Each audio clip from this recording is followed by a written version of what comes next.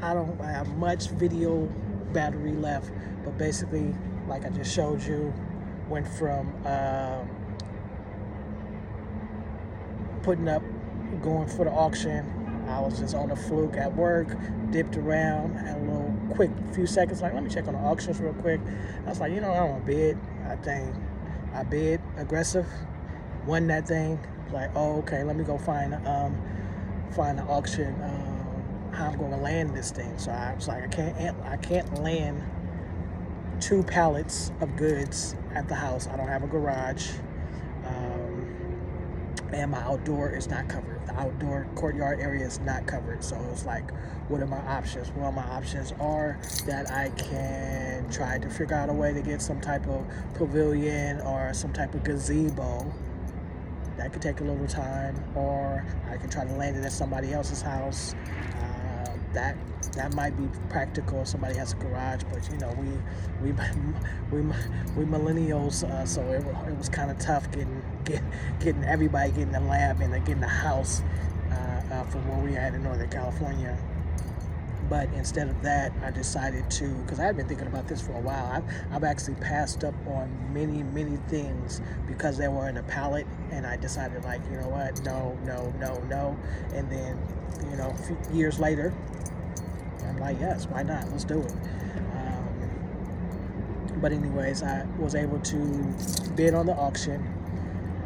Not only was I able to bid on the auction, but I was able to win it. I did my research, because you always want to do a little bit of research as it relates to your auction to see what item you're actually going to win. So whatever auction you decide to bid on, look at the manifest. The manifest is basically the item. It's going to show the item that you're trying to bid on. So it could be a multi-listing, a multi-product listing, more than one SKU or more than one product that you're bidding on. Mine currently, this particular one is geared toward apparel, clothing, shoes. So it was actually only one SKU in a relatively good size. So we're going to see how that goes. But basically, you want to do the research ahead of time before even actually put it in the bid. Once you put in your bid, you're going to be locked and loaded on that. So you don't want to take an L. In order not to take an L, do your research. And do your research. Look at if you're using eBay as your way to get off the product. In this case, you've got apparel sells well, clothing, which is apparel, athletic, athleisure. A lot of products sell well online in different formats. So you have eBay, you have Amazon, you have Poshmark. If it's shoes and like really hype beastie type things, you can even use StockX. I don't know if this particular item will reach that category of being a StockX type product, but depending on how I position it, it may be. After you go ahead and do your research and you put in your bid, now you need to be able to say, if I were to win this, where am I going to land it and how am I going to sell it? And that's the key ingredient. It's like I think a lot of the podcasters or YouTubers that I've watched over the course of time, they basically stated that you make your money on the buying, not on the selling. The selling is a product of you getting a good deal. So if I get everything for free, I can sell it for $1 each and I make money. So,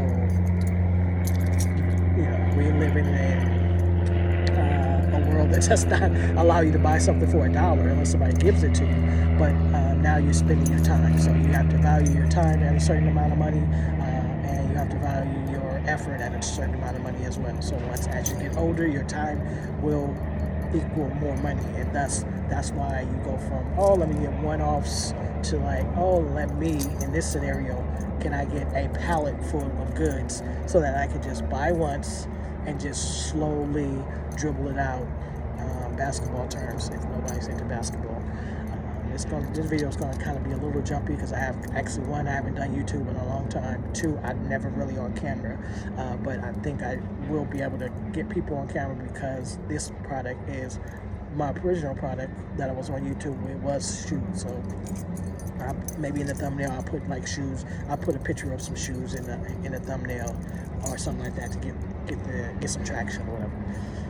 So with that being said, this is probably going to be a split up into multiple episodes. It's like 5 minutes. I don't know how long YouTube and all these other places want videos, but I think they like long form videos. But this video is just talking about, one, after you secure an auction, whatever auction platform you're getting, and you're trying to purchase goods in a bulk manner, you need to have a place to land it. If you do not have a garage, if you do not have a covered outdoor, and you live in a climate that's not Florida, I think Florida, well, even Florida has rain, so you don't live in Hawaii, even Hawaii rain. So I guess if you live in the United States of America and it rains, you need to have some way to cover your product, and so you either have a shed that's covered, a pavilion that's covered, a gazebo that you can cover it, and keep thinking outside the box. Even if you don't have any of those things, maybe you're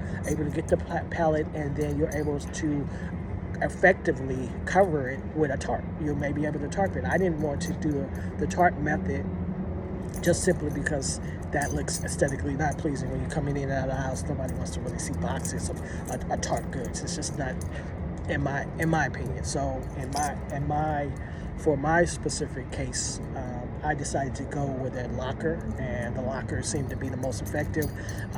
Ran the numbers, how much money do I, as you may have seen in the previous video, I decided, let me ask about a discount. You get a couple, you get a discount for a couple months, and then now you need to, so hopefully within those couple months from that 50% discount, I'm able to move some product, recoup my costs for that, and be able to say, oh, it's a net positive, because technically I've made money on the product that I source.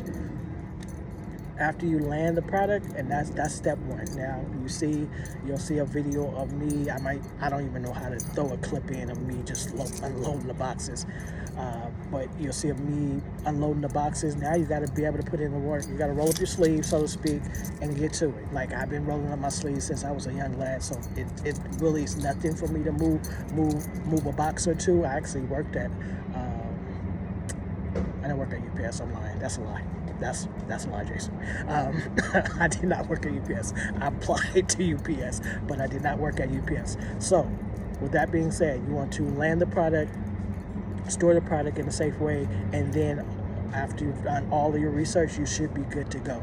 Now, the next step that I need to do, what I need to do is this. I need to be able to, now I got to take pictures of this product and figure out a way for it to stand out amongst so much people's attention. And that's my goal. My goal will be to see, is there a way that when somebody's scrolling on a marketplace, whether it be, in this case, eBay, Amazon, Poshmark, Facebook Marketplace, Craigslist, what gets them to stop? What's going to stop at my particular listing? Typically, it's going to be some type of visual. Not only the title, but visual price. Visual price, price visual. One of the two. They're going to filter by price, or they're going to just go scroll down. They don't care. They search it up, and then so forth. Over the course of time, over multiple videos, I'll try to layer in like just different things that I've learned over the many years of selling online that just come second nature. But when you say it out loud, you're like, oh, somebody can learn from that. And I've learned from different people. But one of the elements right now that is critical for you to be able to sell online in a way that is at velocity, because I mean, it's cool to sell one-offs, that's great, but can you sell 10, 20, 30 products a month? Can you sell 10, 20, 30 products a day? I'm not at that level. I'm not saying that I am, but what I'm saying that is, in order to achieve that, you have to first go through all the steps that we talked about, and then at that point, what makes you the standout product amongst everybody else? What value position are you doing? What makes you different? And that's where you have to start to get creative and figure out different ways to basically get people to stop and pick you as the buyer. Thankfully, I've had good experience selling goods over the time, so I think this particular, I got 2 pallets of goods. It's gonna, I basically think I'll have about 6 months to sell this, and that's why I did it, because I didn't want to be, You know, I'm getting at that age. You see a little gray in the beard that I can't just run every which way over here, and here, and still have time to do the things that I'm supposed to do, or things that I would like to do, and the things that I know I should do, and that's related to family, spirituality, and all those other things that take priority. But at the same time, you do have to earn a living. And I have a 9 to 5. So 9 to 5 is 9 to 5. So how do I get this in? And you see the sun is coming down. So we figured it out. You're going to have to work in some odd hours, odd times, odd days, give up a little sacrifice here, a little bit there, and so forth. This is a very long video, so I'm going to probably put it at part 1 and part 2. It'll give people the opportunity to speak through and see if they find some value in anything. I forgot to put some chapstick. I didn't think I was going to talk this long. But find a way, whatever product you're trying to sell online, find a way to be able to differentiate your product from the others. And that's going to be where your creativity can come into play. And that's what I plan on doing with this one. We're going to wrap it up for this particular video. And as we go along, I'm going to just be building in, layering in more details about what I landed it for, what I got it for, what I plan to sell it for, how I'm packaging it, what am I doing to manage customer service, how am I balancing my time, their time, and so forth, and just go from there. It'll be like hindsight, so this video may come out like I've already probably landed this product like weeks ago. But it took a long time for me to just land the product, because you see the first video seemed like it was around the same time, but technically I was like literally like almost 3 to 4